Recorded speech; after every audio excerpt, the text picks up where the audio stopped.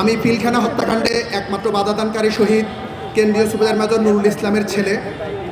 আপনারা জানেন, ডালবাতের একটা মিথ্যা ইস্যুকে সামনে এনে বিগত ফ্যাসিস্ট সরকার এদেশের সশস্ত্র বাহিনী সার্বভৌমত্ব এবং স্বাধীনতাকে ধ্বংস করার মধ্য দিয়ে ফ্যাসিজম কায়েমের সফল সূচনা শুরু করে। আপনারা দেখেছেন,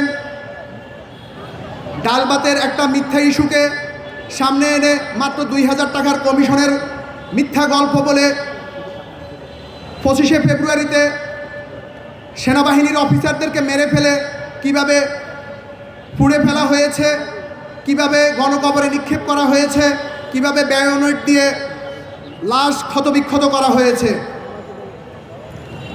আপনারা দেখেছেন আমাদের এই শহীদ পরিবারগুলোর আবেগকে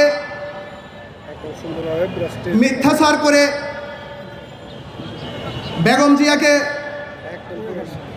ওনার স্মৃতি বিজড়িত বাসা থেকে, সেনা সদর থেকে ওনাকে বের করে দিয়েছে।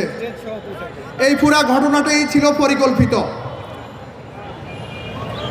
আপনারা জানেন, আমরা শহীদ পরিবারেরা আমরা বিচার চেয়ে আমরা ট্রাইব্যুনালে শেখ হাসিনা সহ মোট 58 জনের বিরুদ্ধে আমরা ট্রাইব্যুনালে অভিযোগ দায়ের করেছি।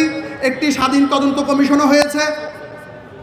আমরা আশাবাদী যে এই হত্যাকাণ্ডের বিচারের মধ্য দিয়ে এদেশে আওয়ামী লীগ নিষিদ্ধ হবে এবং আওয়ামী লীগের রাজনীতি এদেশে বন্ধ হবে। আপনারা জানেন, শাপলা চত্বরে সেদিন রাতে নির্বিচারে কিভাবে আলেমদেরকে হত্যা করা হয়েছে। এই দেশের মানুষ আমরা দেখেছি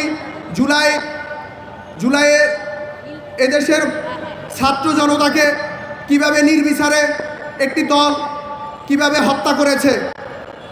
আমি এই কথাটি বলবো, যে দল ক্ষমতায় থাকার জন্য নিজের দেশের সন্তানদের হত্যা করে রক্ত রঞ্জিত করে, সেই দলের এই দেশে রাজনীতি করার অধিকার থাকে না। আমরা এদেশে আওয়ামী লীগের রাজনীতির নিষিদ্ধ চাই। আওয়ামী লীগ যতগুলো হত্যা করেছে, গুম করেছে, খুন করেছে, সকল হত্যাকাণ্ডের আমরা বিচার চাই।